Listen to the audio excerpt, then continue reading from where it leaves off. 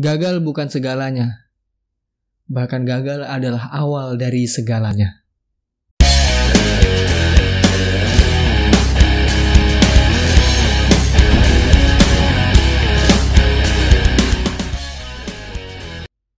Ini adalah sebuah video yang menceritakan tentang anak kampung yang dalam proses mengejar mimpi, yaitu saya sendiri. Dan video ini adalah video reminder saya untuk saya di masa depan. Wahai anak, ingatlah kamu hari ini. Karena aku yakin bahwa video ini nantinya akan menjadi spesial ketika nanti mimpiku telah tercapai. Aku mendapatkan atau meraih sesuatu yang telah kuperjuangkan. Video ini akan menjadi saksi kejayaan itu. Di episode 1 aku udah cerita tentang resign di umur 27 untuk mengejar mimpi menjadi stand up comedian profesional. Tapi gagal di tahun 2019 karena di 2019 ternyata tidak ada audisi Suci Kompas TV. Dan aku dapat kesempatan untuk menjadi salah satu finalis di Jakarta International Comedy Festival. Tapi aku kalah juga, gagal. Di situ aku terpuruk, tapi aku belajar lagi. Bahkan ngerasa kegagalan adalah awal dari aku merasa harus meraih mimpi. 2019 setelah gagal di G-Confess, aku dapat kesempatan untuk manggung di stand up camping Borneo. Dan di situ adalah titik awal di mana aku mendapatkan gairah untuk mengejar mimpiku lagi. Di Balikpapan waktu itu aku berstand up dan di situ aku mendapatkan sesuatu yang wah, ini harus kuperjuangkan. Karena ketika aku tampil, aku ngerasa berhasil membuat ketawa penonton. Muncul di benihku, aku gak bisa stop di sini, aku harus terus berjuang. Karena mimpi, hal inilah yang membuat aku ngerasa bahagia. Biasanya atau bukan stand up, kebahagiaanku tuh kayak ngerasa semu. Kayak waktu aku kerja, aku punya uang. Seminggu dari Senin sampai Sabtu aku kerja. Minggu adalah aku ngerasa waktu dimana aku harus mencari kebahagiaan. Dan di hari Minggu aku menggunakan uangku untuk mencari kebahagiaan. Beli A, beli B, beli C. Yang mana ketika beli seneng, tapi pas sampai rumah gak bahagia. Jadi aku selama ini mencari kebahagiaan itu apa bagiku. Dan di stand up comedy aku mendapatkan itu. Makanya ketika gagal di G-Confess, dapat kesempatan tampil di stand up camping Borneo dan aku berhasil, aku memutuskan untuk mengajak salah satu dari komedian stand up comedy Balikpapan, Abi Kuswara, untuk membuat show stand up comedy. Karena aku ngerasa aku waktu itu belum pede untuk membuat sebuah pertunjukan stand up comedy tunggal. Aku yakin bisa membuat mereka tertawa, tapi aku belum pede.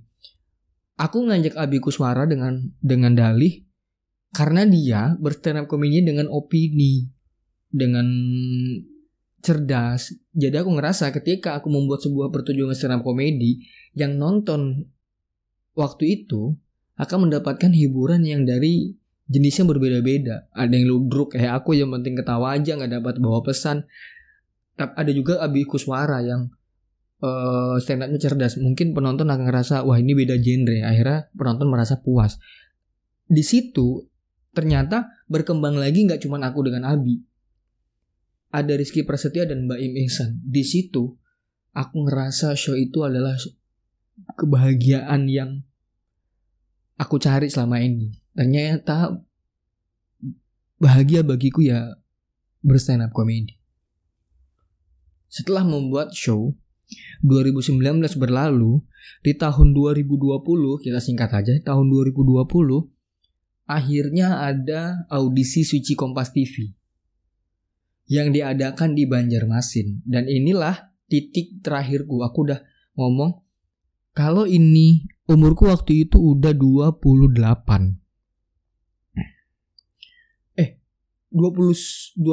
bener. Umurku 28. Di situ aku mikir ini adalah terakhir aku mengejar karir stand up comedy secara profesional. Karena masalah waktu. Aku dapat, aku akan terus, kalau enggak aku akan ya udah. Soalnya kemana lagi gitu. Harus realistis ketimbang idealis. Udah oke, jalan. Di tahun 2020 itu audisi Suci Kompas TV yang ke-9 di Banjarmasin. Berangkatlah saya dengan teman-teman stand up comedy Samarinda dan stand up comedy Balikpapan, berangkat bareng-bareng ke audisi Banjarmasin. Yang waktu itu jurinya adalah Gilang Baskara, Bang Gilbas. Tampil di audisi dan alhamdulillah aku mendapatkan silver ticket. Dari regional Kalimantan yang dapat silver ticket itu 6 orang. 3 di Samarinda, 2 Balikpapan, dan 1 Banjarmasin. Yang nantinya 6 orang yang mendapatkan silver ticket ini akan dipilih lagi untuk audisi langsung ketemu juri di Jakarta. Singkat cerita, di antara 6 ini aku jadi salah satu yang akan tampil audisi langsung di Jakarta. Aku dan Banjarmasin Bang Faris. Seneng dong. Wah, ini adalah jalan karirku. Ini adalah memang hal yang selama ini ku impi-impikan. Dan ini adalah hal yang harusnya sudah aku dapat. Karena aku udah berjuang lama di dunia stand up comedy. Aku berhasil berangkat ke Jakarta. Tapi pandemi. Di bulan Februari atau Maret pandemi datang. Tidak jadi berangkat, ditunda. Audisinya ditunda sampai, kalau nggak salah, sampai Desember. Jadi ditunda karena nunggu siapa tahu pandeminya bisa kelar, jadi bisa berangkat ke Jakarta. Ditunda. Akhirnya memang nggak bisa untuk berangkat ke Jakarta untuk audisi. Nggak apa-apa dong. Yang penting masih bisa ada harapan untuk mengejar mimpi. Di Desember diadakan audisi online via Zoom. Yang tapi langsung berhadapan dengan juri inti. Waktu itu adalah Cing Abdal, Bang Radit, dan Bang Panji. Audisilah aku lewat Zoom. Alhamdulillah selesai dan tidak lolos. Untuk kesekian kalinya aku tidak lolos dan gagal lagi di dunia stand up comedy. Salah satunya adalah alasannya karena sinyalnya jelek waktu itu, jadi kayak nge-lag. Tapi aku ceritakan ya, waktu aku audisi itu aku sakit gigi. Kamu rasakan tuh bagaimana rasanya ketika gugupnya minta ampun dan kita lagi sakit gigi. Orang sakit gigi tuh kalau stres itu makin cenut. Dan di situ aku sebelum audisi cuma bisanya marah-marah karena gigi sakit banget gigi ini, mana gugup banget. Aduh. Ya Allah, di situ ada Iksan, ada Nisa, ada Rauf, ada Vidi, dan aduh, itu gila sih. Di saatnya gugup minta ampun, terus sakit gigi, terus harus stand up, aduh, gila sih. Dan itu gagal, hancur teman-teman, asli hancur, karena bimbang waktu itu. Sebelum audisi aja, ketika di bulan Maret itu ada pandemi, dari Maret ke Desember itu aja bimbang. Ini aku harus ngapain? Apakah aku harus memasrahkan hidupku ke audisi ini atau gimana? Sedangkan keuanganku udah hancur. Dari segi umur juga gak bisa dikatakan remaja lagi. Aku udah dewasa yang harus mencari kehidupan untukku dan masa depanku. Itu sudah bimbang. Ditambah ketika audisi gagal, makin bimbang lagi. Tapi hati kecilku ngerasa sakit hati oleh dunia, bukan sakit hati oleh juri, bukan apa. Aku ngerasa, oh ternyata selama ini yang ku pelajari, yang ku perjuangkan belum ada apa-apanya. Aku harus lebih keras lagi untuk belajar dan bekerja. Itu hati kecilku berbicara begitu. Alhasil setelah audisi dan aku gagal, aku mengobati sakit gigiku. Setelah udah lumayan enak, aku langsung banting setir. Bukan banting setir sih. Aku langsung berbenah diri. Langsung belajar lagi semua teori-teori stand up comedy, mempelajari semua hal yang berkaitan dengan stand up comedy, bahasa Indonesia, public speaking, psikologi, semuanya. Aku pelajari sendiri dan dengan teman-teman di stand up comedy Samarinda. Setelah aku mendapatkan hal yang aku dapatkan ketika belajar, aku mendapatkan kenikmatan lagi.